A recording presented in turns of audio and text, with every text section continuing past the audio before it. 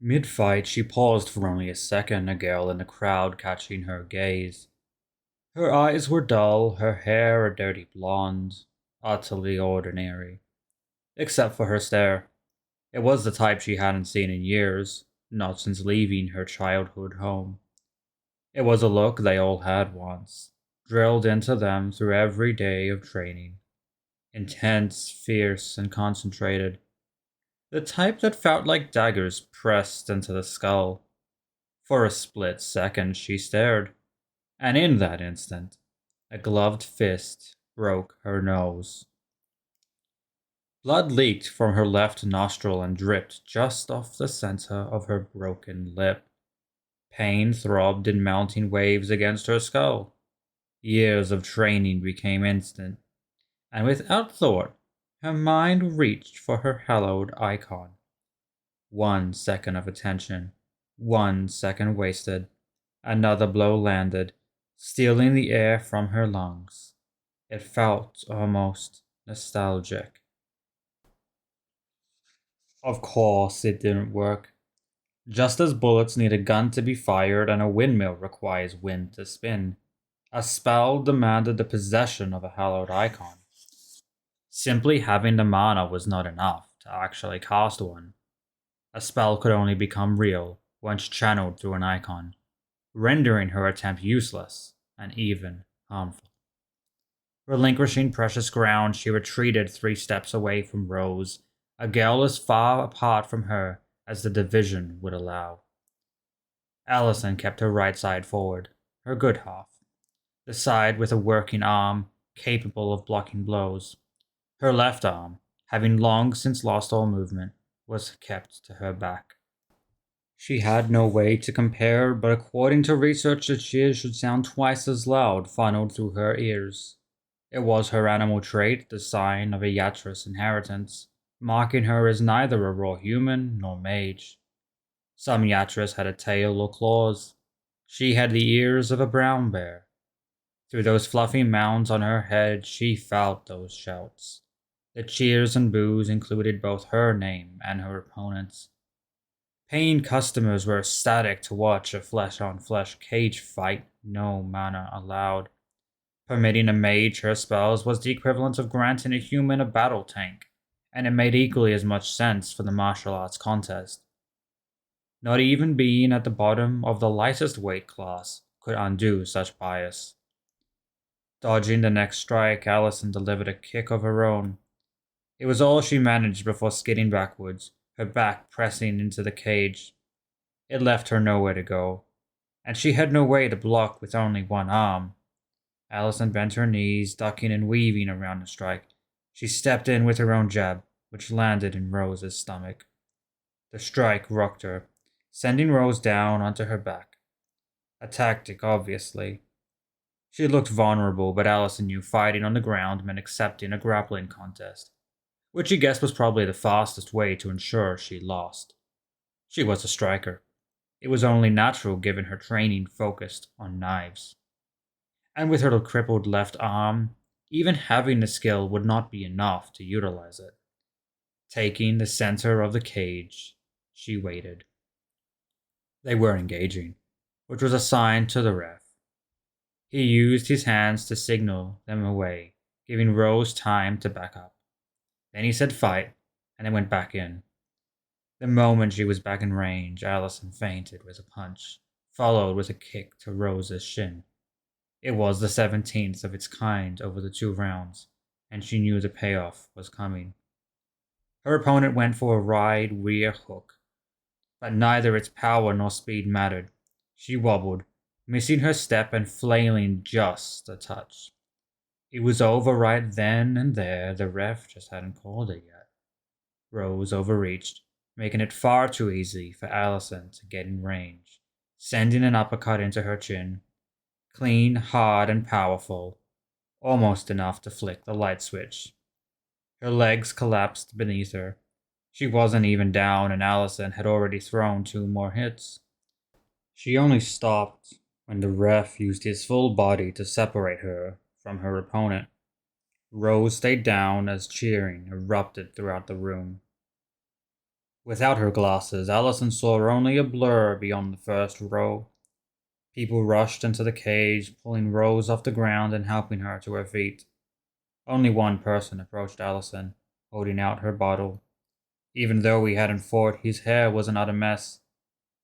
It had been that way since yesterday, when Rebecca took scissors to it with untrained skill, trimming the long locks of dyed dark hair to just above the base of his neck.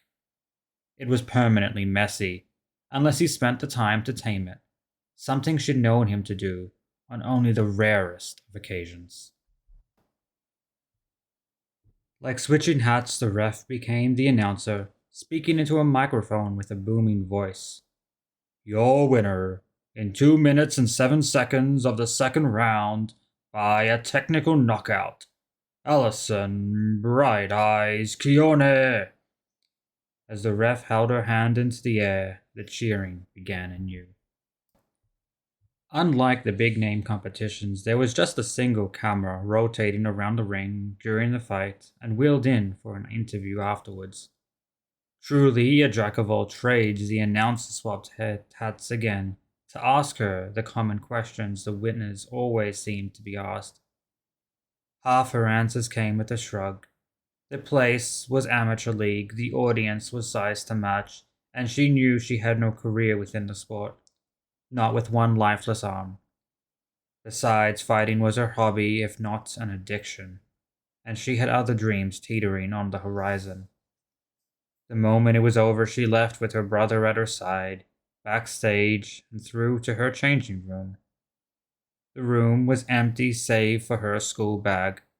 The far wall held a mirror that reflected her ash-white skin, making her figure appear almost ghostly. A smile spread across her broken lips, her golden eyes were alight with glee, even as the skin around it continued to darken. Only just visible was the sigil she had tattooed onto her right shoulder blade, its curved branches enveloping a black and purple eye. Her scalp formed rows of white teeth between the tight braids of her hair. She stood looking into the mirror, her breath slowing down from the massive adrenaline surge as her brother undid the braid. When the last one came loose, she hurried for the shower. Peeling off her clothes, she left a trail cutting across the room to the corner cubicle. The water rushed down around her. It was hot upon her skin, but she didn't waste a second trying to balance it right, instead focusing on using the soap to wipe away the blood and sweat clinging to her. 3 minutes was all she needed. In the monastery, that was bordering on punishably slow.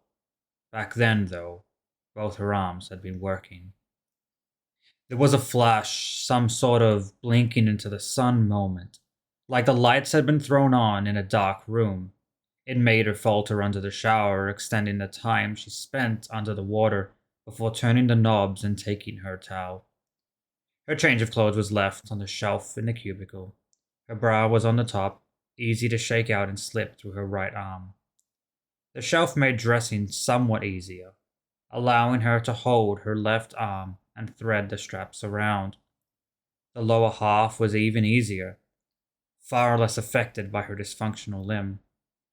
She left with her blouse in her hand. With Dakota waiting outside, she didn't feel it was worth the hassle. Dakota sat by the far wall on a small stool before the mirror.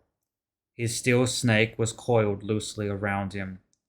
Even her animal ears couldn't hear its movement, telling her it was merely half summoned.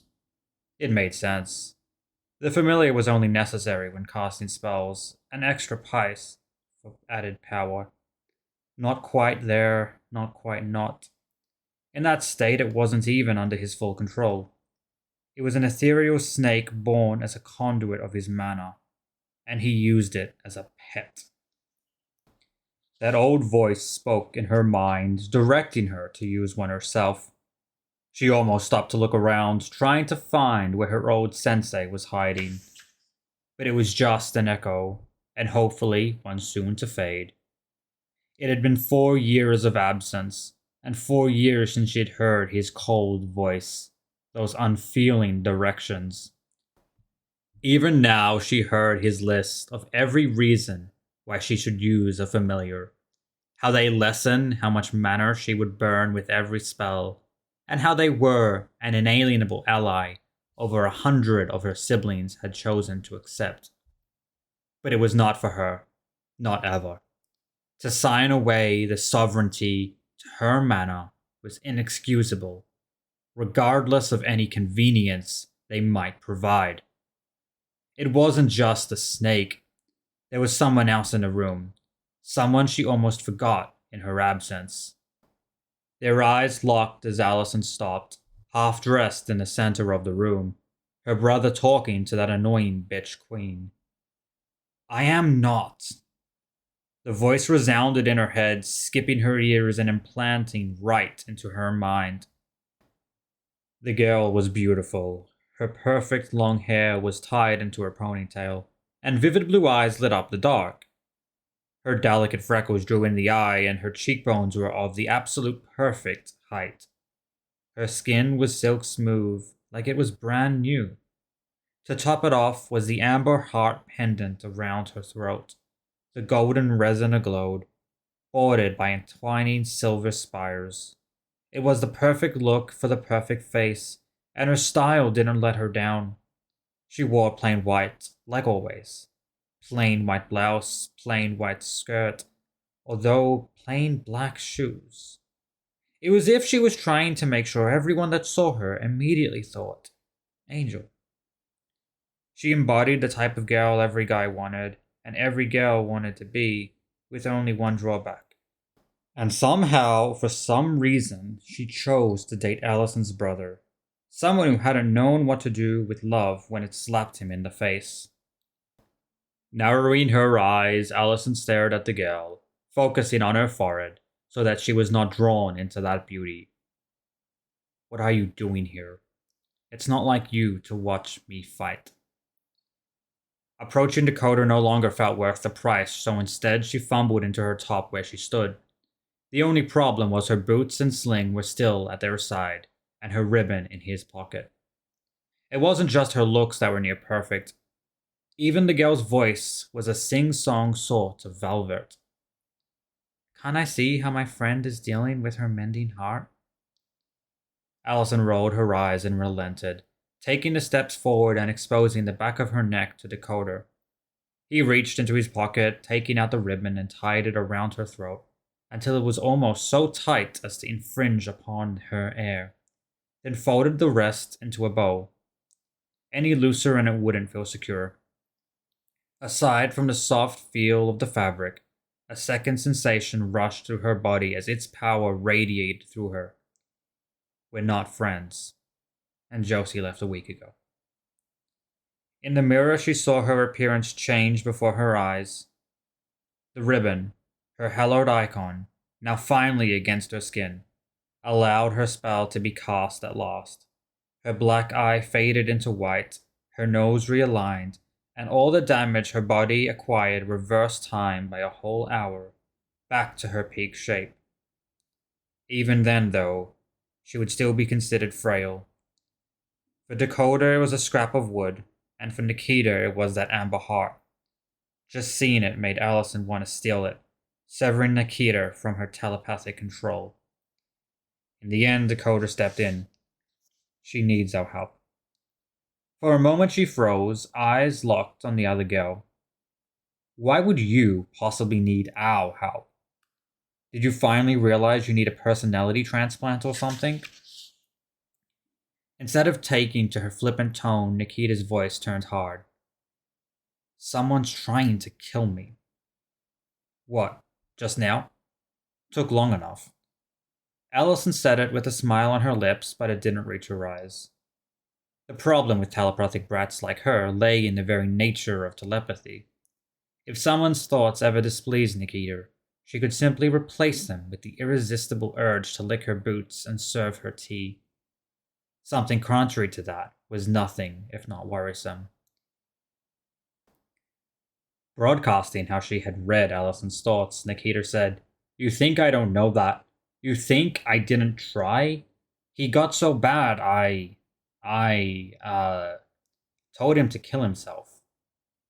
So what's the issue?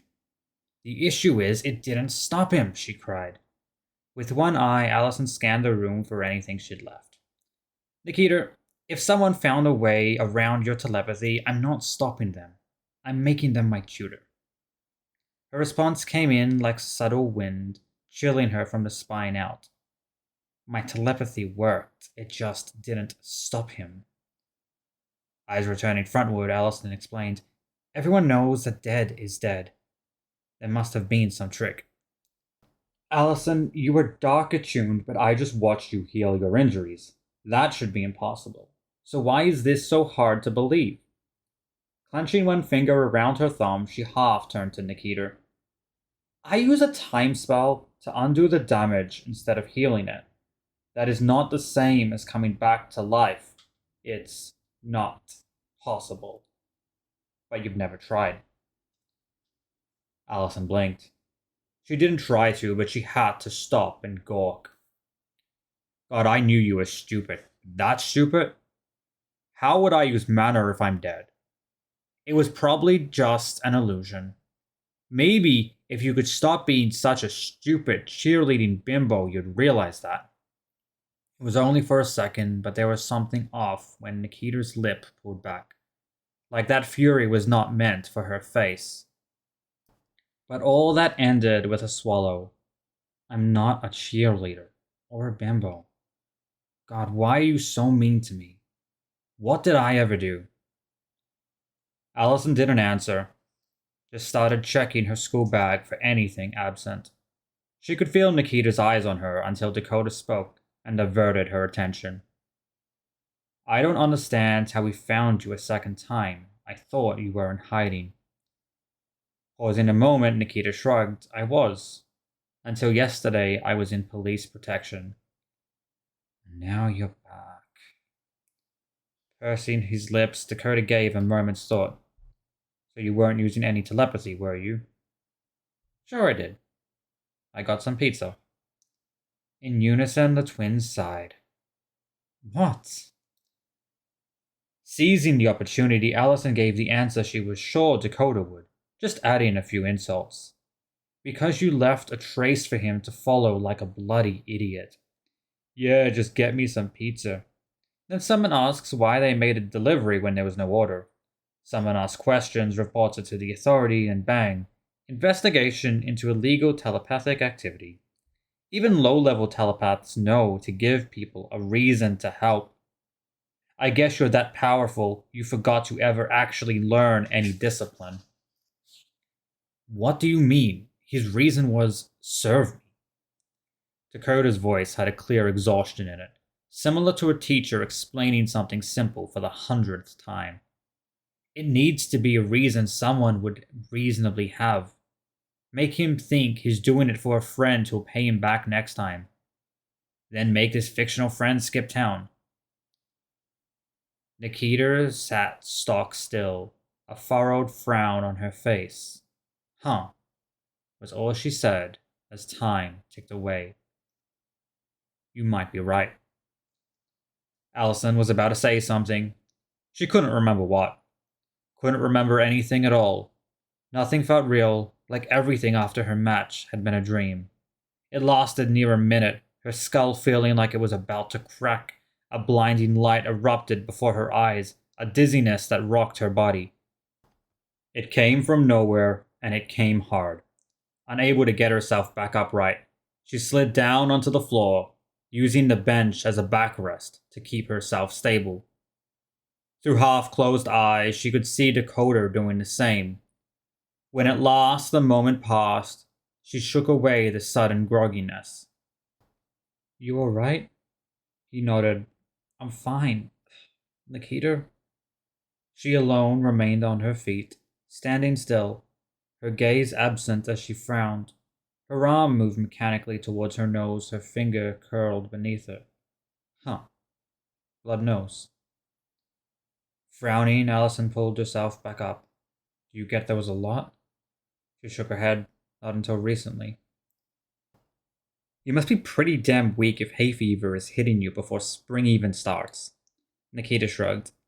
You two just suddenly fell to the floor. Don't go calling me weak. With a shake of her head, Allison felt another wave of dizziness seep at her balance. Hands to her forehead, she waited for it to clear. She rolled her eyes, pushing herself to her feet. Okay, so you've learned from your mistakes, and when you hide this time, remember not to use telepathy. Simple, got it, good. She expects Nikita to give in, to hang her head a fraction and say, fine. I can't do that. What? Of course you can. I can't. I'm not going to live my life looking over my shoulder. I need him taken care of. Besides, if he can come back from my telepathy, then he can come back from whatever the police throw at him, and maybe even Temple. But you two, you could do something, since you know you were. Leaving the past unsaid, she trailed off under Allison's warning gaze. Taking a deep breath, Allison let it out as two separate sentences. Not happening. Face tightening, Nikita leaned closer. I'll pay you. You know I'm good for it. You're good to steal it. Besides, this isn't about money. Then what? You hate me so much you'll let me die? Frozen for a moment, Allison's voice burned low. Because what am I supposed to do? Me. Not Sydney, not Zero, not the top 10 or the top 100. Did you forget that he ranked us or that I placed dead last? 462nd of his many children, the weakest orphan from Koros. So tell me, what on earth do you expect me to do when you couldn't even stop him?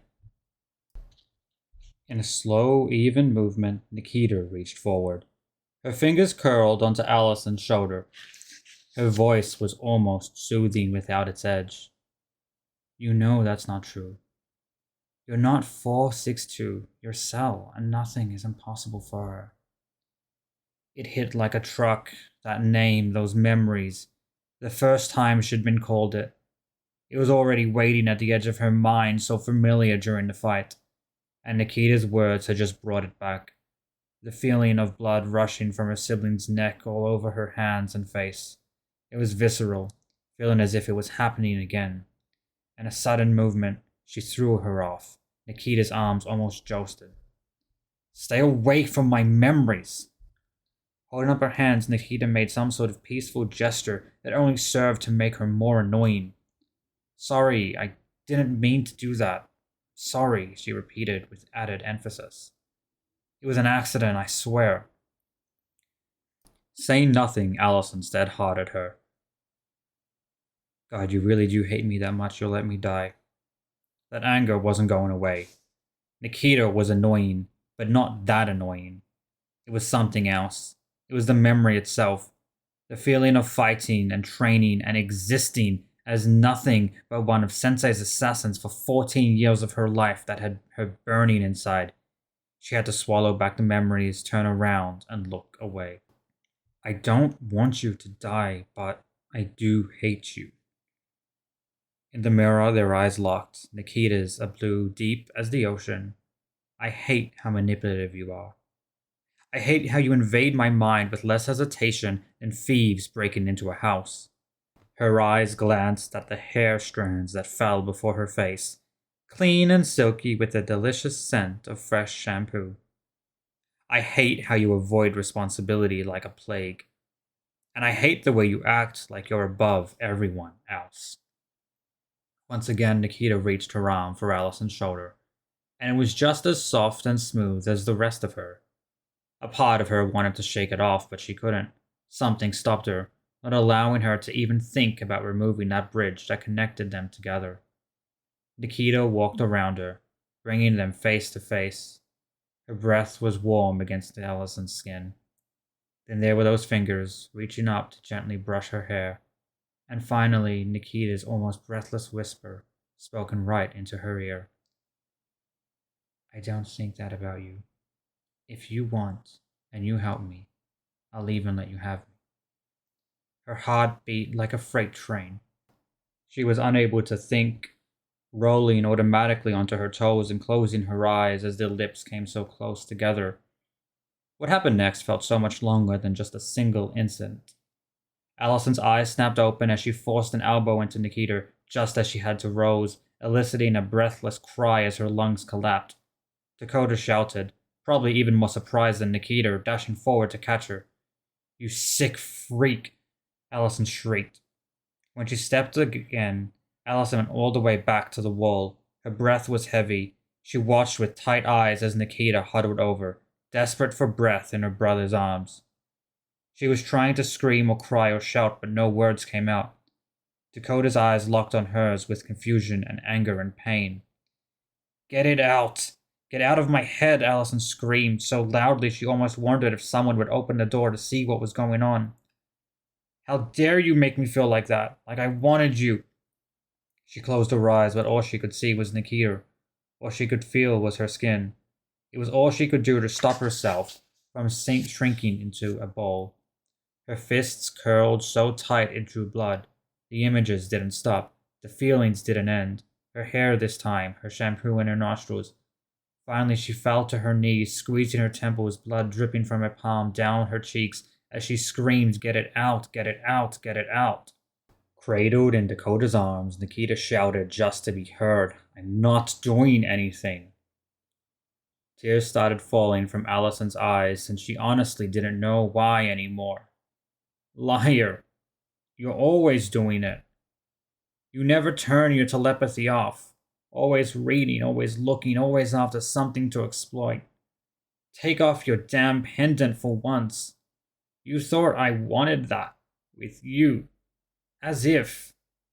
I'd never want to be with someone like you, but you assumed I would, didn't you? And because you can't control your own power, you then put that idea in my head. Your telepathy made me feel that. Then, because you're so busy reading my mind, you read those thoughts you implanted. And you're so pathetic you let it affect your mind too. Making us both do something neither of us wanted. As if that would please me. You're a freaking power keg, and you don't even care." Forcing herself to her feet, she took her bag in her hand and stormed past the door, slamming it behind her. She needed some open air, and a place with no telepaths.